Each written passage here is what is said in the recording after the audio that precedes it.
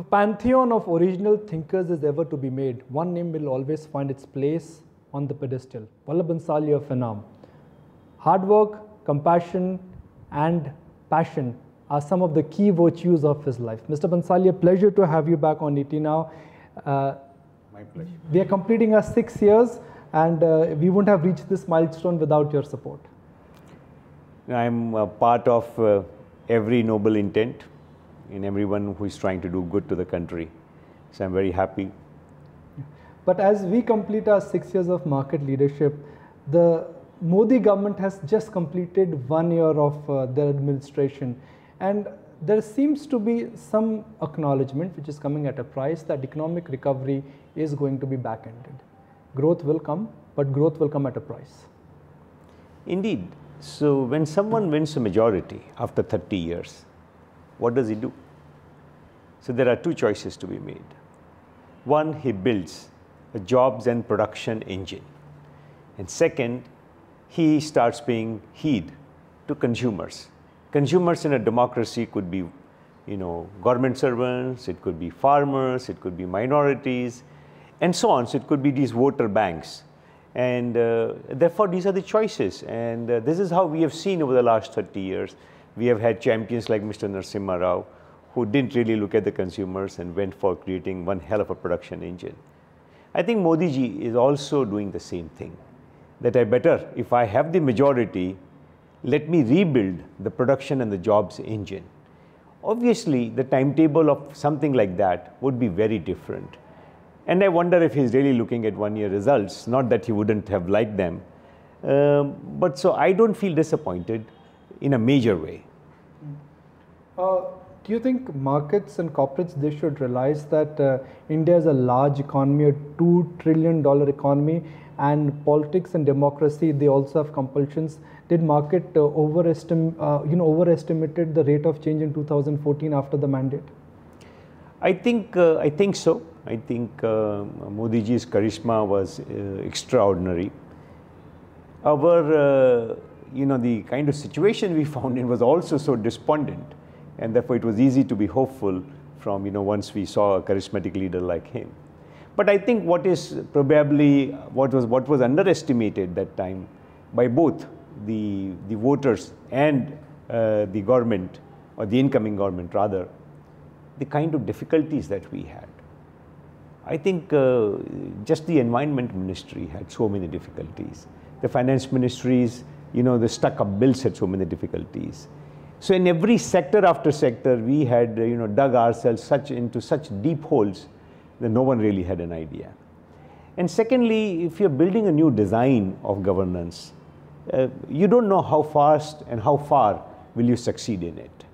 And I think that is being attempted without a pause. So I think in a very determined, sustained manner that is being done. One feature of this governance model, and we all better recognize it, is that states are to play a large part. So take this picture. Now we have, elections are coming in some states. What is going to be the election agenda in the state? Is it going to be the same one as at the center, or is it going to be different? If it is a different, so for example, they are a consumer voter bank driven formula. So at the center, you believe that the states will do the rest of the work. But the state says, no, I'm not doing that. I'm still going to cater to, this bank or that bank. How difficult things will be. And unless it will be our success as a country and as citizens only if we are going to have this jobs, production, sovereignty formula for our growth, because that's the only growth formula. And that will have to come to a state, it will have to come to a city. And so I think that is the challenge, and you will have to go about doing it in a determined manner.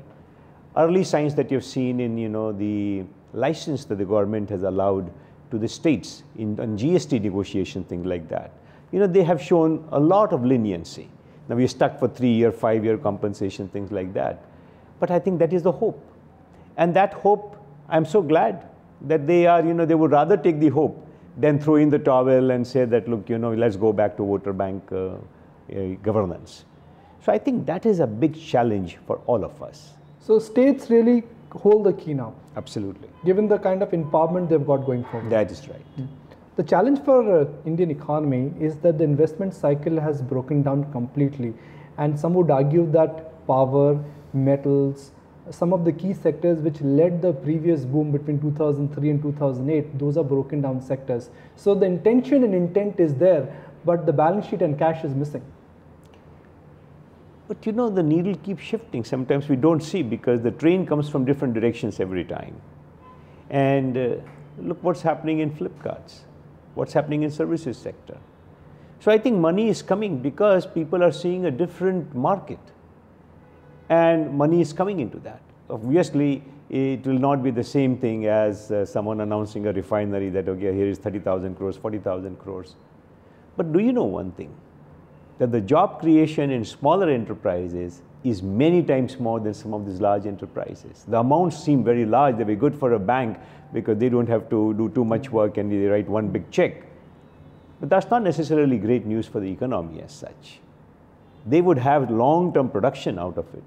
But sheer job creation, churning of the pot, creating of talent, creating of new competitive atmosphere is all done by smaller enterprises. And I think at least on the IT side or IT platform side, I think a lot of that is happening. I think things are happening on the tourism side.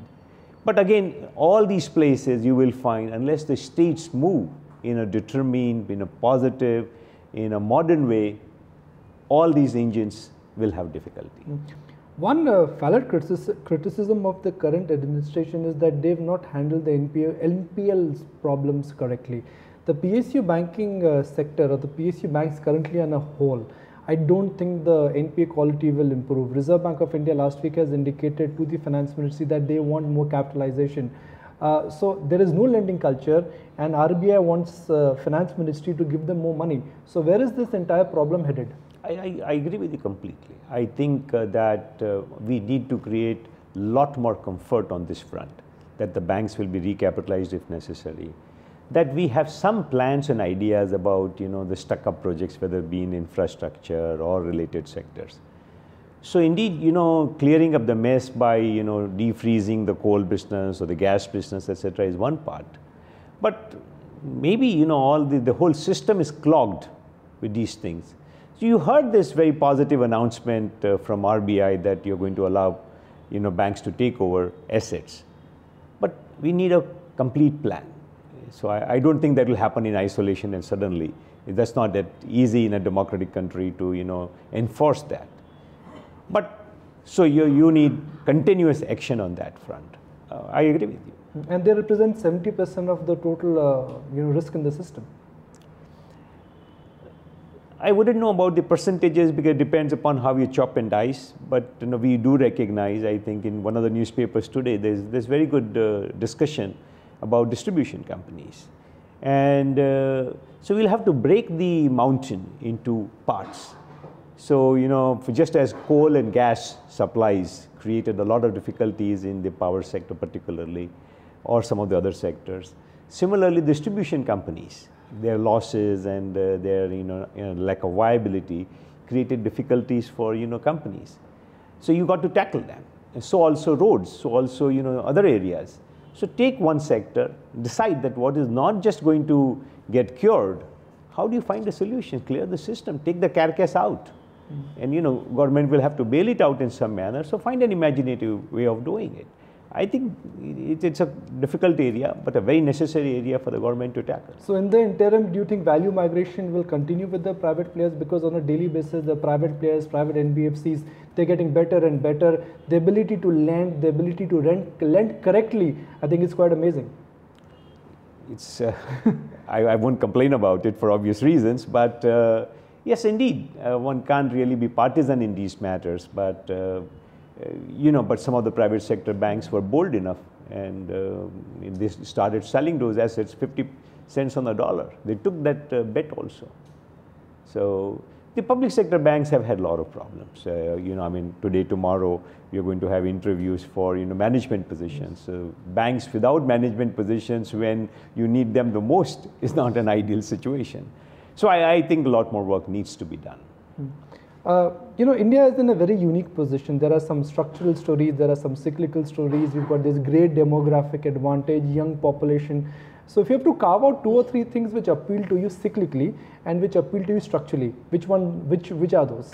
So there's no question India is a consumer market.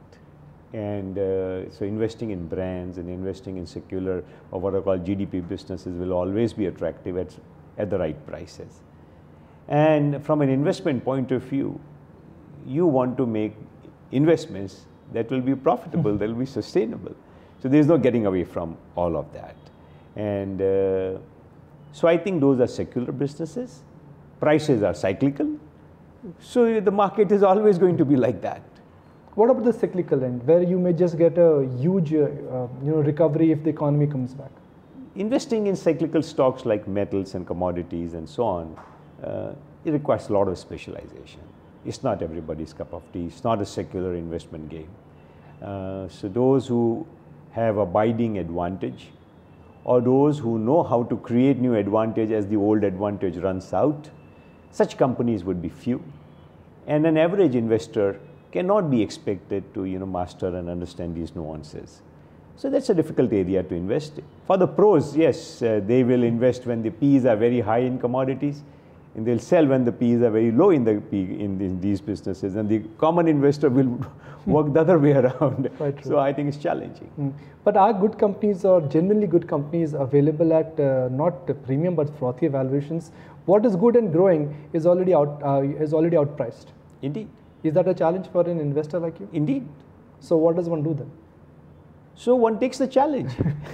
One sharpens the pencil, digs deeper, and no investor should come to the market hoping that market will make it easy for him. He has to work hard, no question.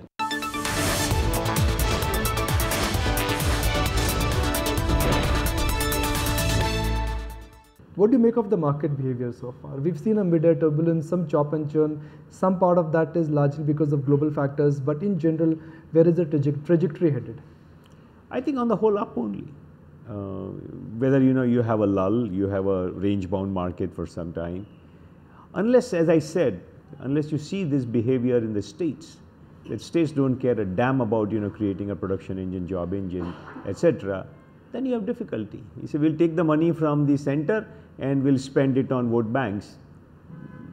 It will be most unfortunate. But if one hopes that you're seeing mixed picture on that front, you are seeing state voters being as smart, and they want to move ahead and they vote for progress. If that happens, I think it'll be fantastic. Foreigners have really taken a big leap of faith in Indian stocks, $20 billion on a yearly basis. They've sold this year, but there's nothing in comparison to what they've invested. If numbers don't come in by FY16 or by second half of this calendar year, is that the risk? I don't know investors and investors, but if I were a believer that anywhere, anything has got done because someone is working to a design, and the design sometimes can have delays, and that's fine. If there's an investor like that, why would you worry? There's nothing to worry. So it could be a quarter here, it could be a quarter there, but growth and earnings are coming. Growth and earnings have to come. There's no getting away from them. Because you have seen, right? We've seen that majority of our friends, families, we all progress. Yes. The governments come and go, difficulties come and go, global collapses come. But if you are hardworking, you have aspirations, and you have so much opportunity around you, maybe it takes more effort than you would like to find those opportunities. How would we not grow? And I think a lot of the big boys in the world, they see this. It's also a relative game. That, okay, where else do you see growth in the world? So the 2.5% the world starts panting, and you see 6.5%, 7.5%, 8.5%, and maybe more, people would come here. If you're a long-term investor, maybe this market is challenging your conviction in the short term, but you are making a case that the margin of safety and the risk-reward ratio, as we speak, is in favor of a long-term investor. At prices and individual stocks.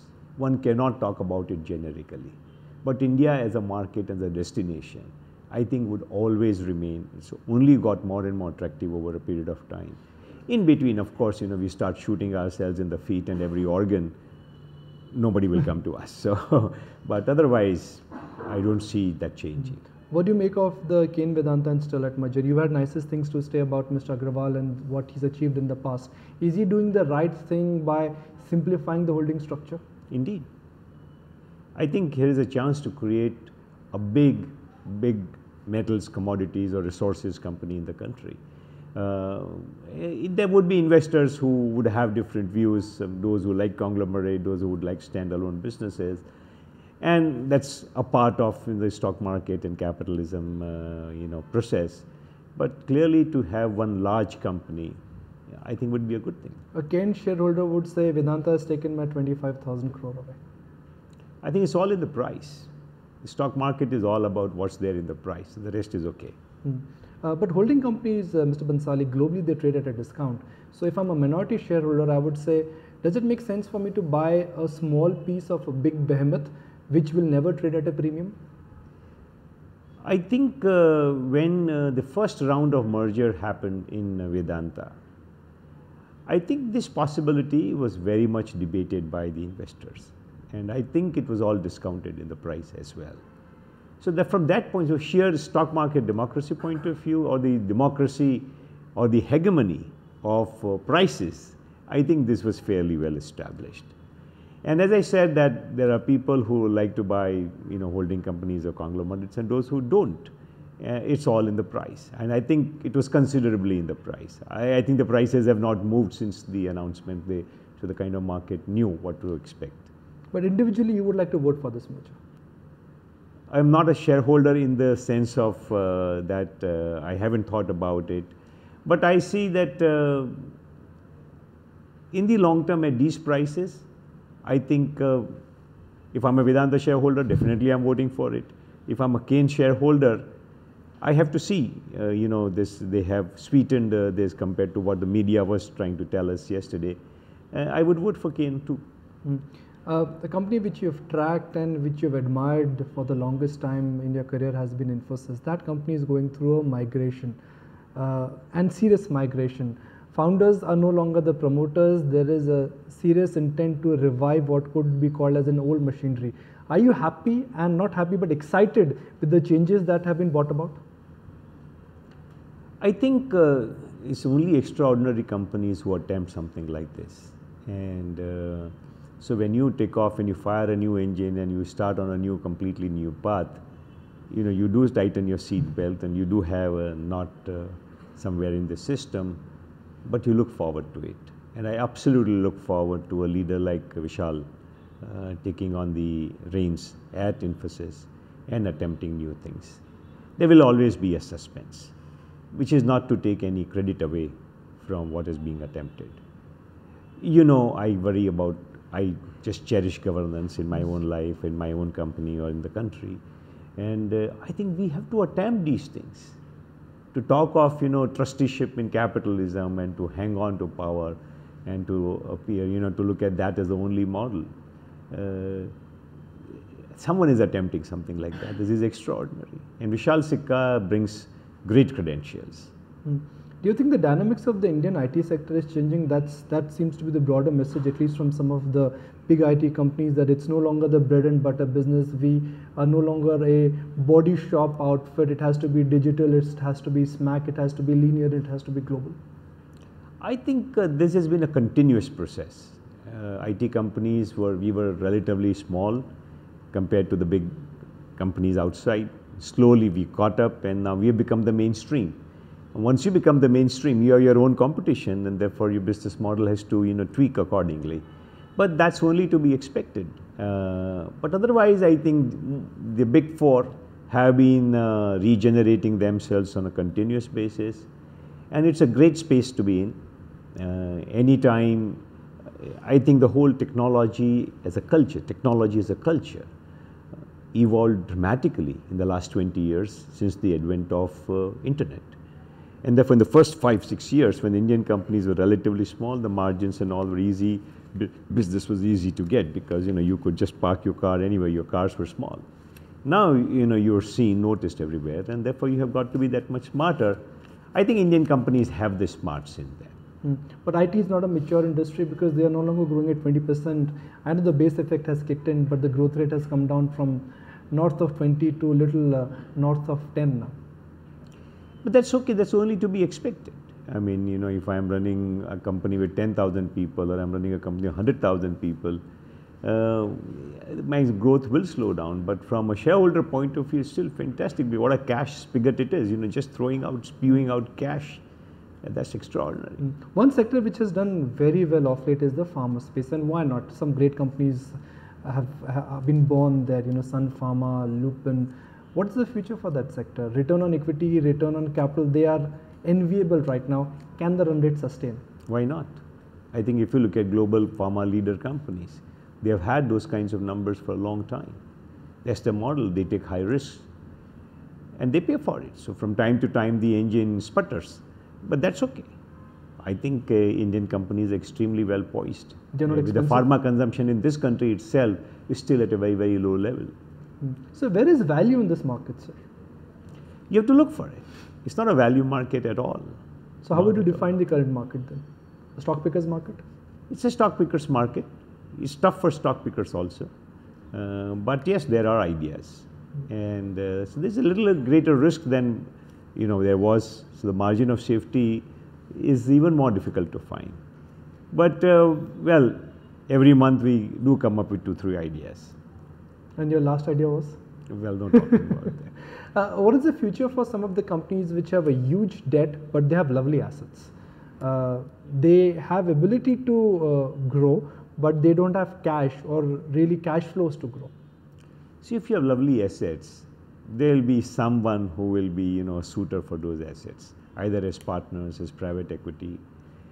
And I think it's just a wonderful world if you're a good manager and you're a good entrepreneur and you're ready to share your assets, particularly when you're in difficulty. So I don't see either the assets are not very good or the manager is not very good. So can we see a lot of asset or distressed asset sale going forward? As I said, that you need a good manager and a good asset. So they are maybe together in difficulty, then they'll find a solution. So we started this chat with what the current administration has done about governance and about making life simpler for Indians. What needs to be done? What would you like to see in next 3, 4, 5 quarters which would convince you that the current administration indeed means business? I think one of the if you want to be a job and production engine government, obviously ease of doing business, and government has the right ambition of taking us many notches. While you must do things to make business easy to do, it is even more important to do nothing to create a doubt in their mind. Yes. I think that's where I think a lot more work has to be done. I think the situation on the tax front, situation on the new laws don't give you this confidence that while there will be one noble man or one well-intended man who is trying to do everything easy, make easy for you, there'll be some babu or maybe someone higher up having no idea and doing most terrible things. And therefore it's rather sad that people are unsure about the ease of doing business. So I think that's one area. The second area, and which the government is tackling and people probably don't appreciate enough, is that how important it is to assert sovereignty, to feel sovereign. And I'm not talking about the small thing about Myanmar, but generally to create a feeling we are a strong country, we are not a walkover, we don't sign on dotted lines, we understand issues, we understand your issues. I think the way the Prime Minister went and talked to China about everything, the whole geopolitics very openly, I think was fantastic, that we are big boys and we are not afraid of anybody. I think this is very, very important. This has to translate into some of our institutions and some of our players in every field also taking that stand, feeling proud about it. And that is happening in some measure, but I think it gets punctured with this, creating doubts that, oh, if you are, you're venturesome, you want to be a risk taker and entrepreneur and so on, that there will be someone who will look at you in a very, very suspicious and very vengeful manner. I think that's most unfortunate. Life is full and we wish you good luck, and thank you for joining us and thank you for Pearls of Wisdom. My pleasure. Thank you very much. That's it on this special show. I'm Nikunj Dalmia signing off.